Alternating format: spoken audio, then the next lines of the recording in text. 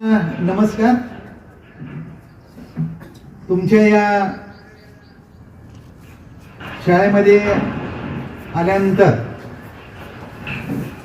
माननीय सचिव साहेबांनी पी.बी. साळुंखे साहेबांनी शाळेबद्दल बऱ्यापैकी सगळी माहिती सांगितली. शून्यातून जग निर्माण करण्याची प्रक्रिया जी असते ते जर पाहायचं असेल तर पी.बी. साळुंखे सरांच्याकडं नजर टाकल्यानंतर लक्षात येते. 78 सालची ही संस्था जरी असली, डेव्हलपमेंट म्हणतो विकास प्रक्रिया करण्याची प्रक्रिया ही त्यांच्या संस्थेचे सर्व संचालक आणि मुख्य अध्यापिका एम.बी. सावंत मॅडम आणि सर्व त्यांचे सहकारी चांगल्या पद्धतीनं शाळेचा विकास केलेला आहे. एकंदरीत शाळेची स्वच्छता, वर्ग, ऑफिस पाहिल्यानंतर समाधान वाटलं. या सर्व प्रक्रियेमध्ये शाळेला जी मदत पाहिजे, आर्थिक मदत, त्या दृष्टिकोनातून 3-4 प्रोजेक्ट मी सचिव साहेबांना सांगितलं. त्याचे काही फॉर्म्स असतील ते मेलवर किंवा व्हॉट्सअपवर त्यांना मी पाठवतो. काही कागदोपत्र आहेत का असं म्हटल्यानंतर हे सर्व कागदोपत्र त्यांच्याकडे आहेत. पाठपुरावा करणं गरजेचं असतं. आपण सर्वजण प्रयत्नवादी आहोत. काही प्रोजेक्टमध्ये आपण पूर्तता केल्यावर त्याचा पाठपुरावा केला तर फंड मिळण्याची शक्यता असते. आज जो योग आहे इथं तुमच्या समोर उभं राहायचं, माझे मित्र प्राध्यापक उत्तम माने सर त्यांच्या सहकार्यामुळं, त्यांच्या शब्दामुळं आज मी तुमच्या समोर आहे. अत्यंत सेवाभावी वृत्तीने काम करणारे उत्तम सर, केवळ उत्तमच नाही अतिउत्तम आहेत. ते तुम्हाला परिचय आलेला असेल त्यांचा. खऱ्या अर्थानं आजचा जो कार्यक्रम आहे, वस्त्र मंत्रालय, भारत सरकार, नवी दिल्ली, विकास आयुक्त कार्यालय, हस्तकला विभाग, सेवा सेंटर कोल्हापूर यांचे जे हस्तकला संवर्धनचे अधिकारी आहेत आकाश मुणिक सर, त्यांनी विचारणा केली की बाबा एक CDAP कार्यक्रम घ्यायचा आहे, क्राफ्ट डेमॉन्स्ट्रेशन प्रोग्राम घ्यायचा आहे शाळेमध्ये, कराडमध्ये घेता येईल का? मी उत्तम मानेंना तात्काळ फोन केला. ते म्हणले पी.बी. साळुंखे सचिव माझे मित्र आहेत, नियोजन होईल सर. तात्काळ नियोजन केलं. त्यामुळे डिपार्टमेंटचे अक्षय मुळीक सरांना मी धन्यवाद देतो. त्यांनी थोड्याच कालावधीमध्ये सर्व मास्टर क्राफ्टना त्यांनी प्राचारण केलं आणि आज तो दिवस उगवलेला आहे आणि आपण तो 3 दिवसाचा कार्यक्रम इथं ठेवलेला आहे. त्याचा तुम्ही आनंद घ्यायचा आहे. निवेदनामध्ये मॅडमने सांगितले की हस्तकला, हाताने वापर केलेल्या ज्या वस्तू असतात, निर्मिती असते, त्याला आपण हस्तकला म्हणतो.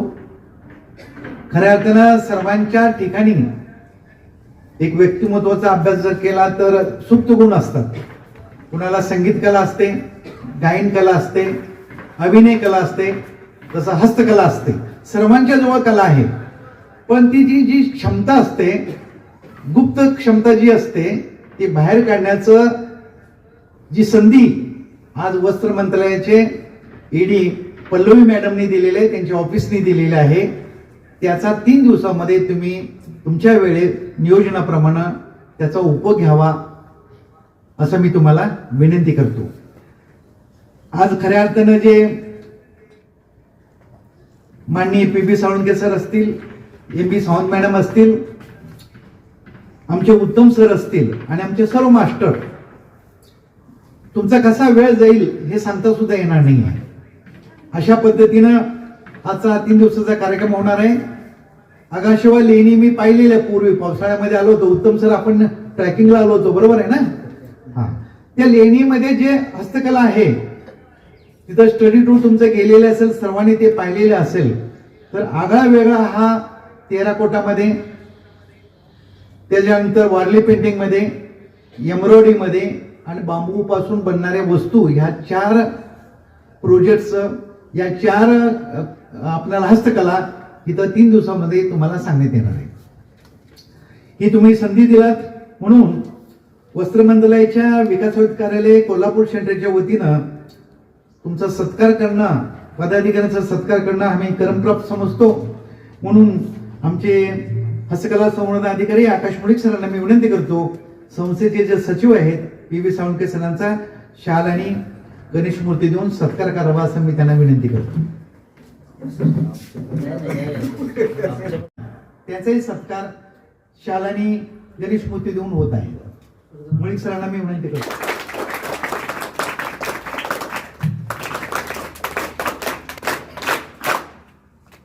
मातृत्व परिक्रिया करणारे माझे सहकारी प्राध्यापक उत्तम माने यांचा सत्कार करण्यासाठी मी मुळीक साहेबांना विनंती करतो, शाल आणि गणेश मूर्ती देऊन त्यांचा सत्कार करावा.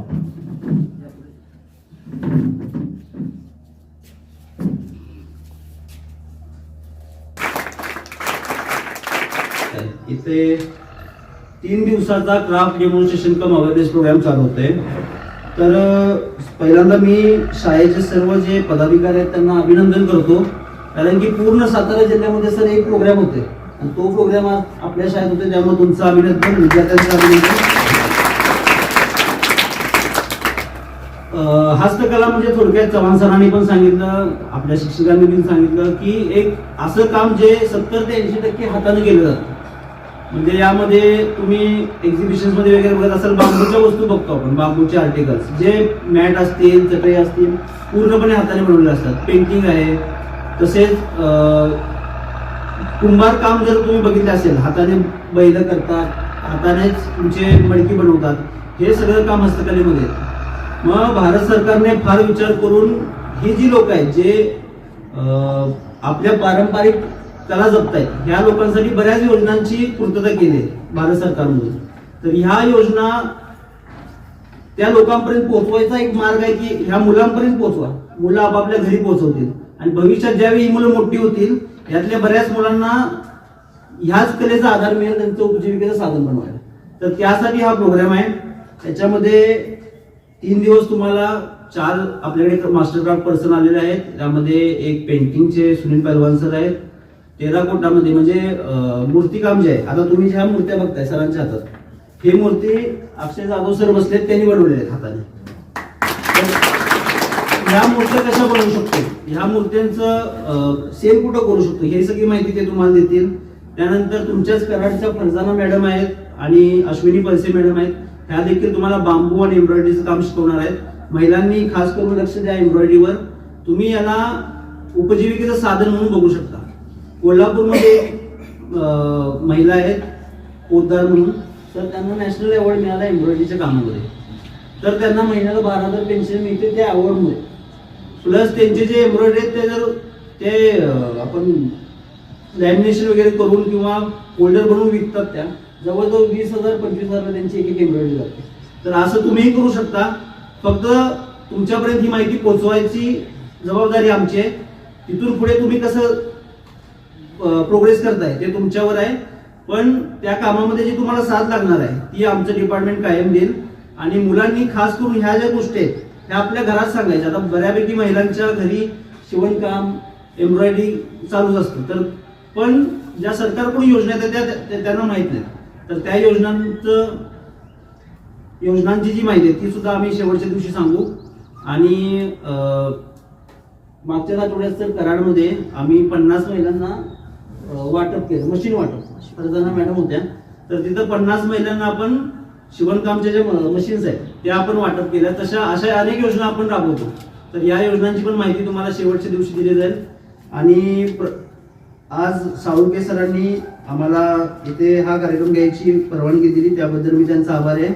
तसेच MB सावंत मॅडम मुख्याध्यापिका, त्यांचा सुद्धा मी आभार आहे. आणि हा कार्यक्रम पूर्णत्वास नेण्यात माने सर आणि चव्हाण सरांचं कोऑर्डिनेशन फार महत्वाचं होतं, तर त्या दोघांचा पण मी आभार आहे.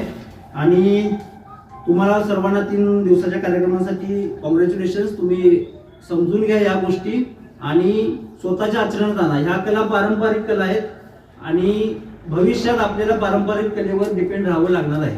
आता जर तुम्ही बघत असाल तर जग बदलत चाललंय. पुन्हा आपण मागच्या जे आधी चालू होतं त्याच्याकडे वळालोय. तर याचं समजून घ्या या गोष्टी. आणि धन्यवाद. आणि एकदा मी न्यू इंग्लिश स्कूल आगाशीनगर यांच्या या सर्व पदाधिकाऱ्यांचं धन्यवाद देतो आणि माझे 2 शब्द संपवतो. या शाळेमध्ये आज जो कार्यक्रम होतोय, परवाच माझे मित्र डॉक्टर चव्हाण सर त्यांचा मला फोन आला, असं एखादी शाळा आपल्याला एक कला दाखवण्यासाठी मिळेल का. तर मी सावंगे सरांना फोन केला. सावंगे सरांनी लगेच 2-3 दिवसांमध्ये मला वाटते लगेच तयारी केली आणि आज हा इथे कार्यक्रम होतो. त्याला तुम्ही लाभ घ्या सगळ्यांनी. आता तुम्ही मला जवळजवळ सगळे ओळखत असणार, कारण मी बऱ्याच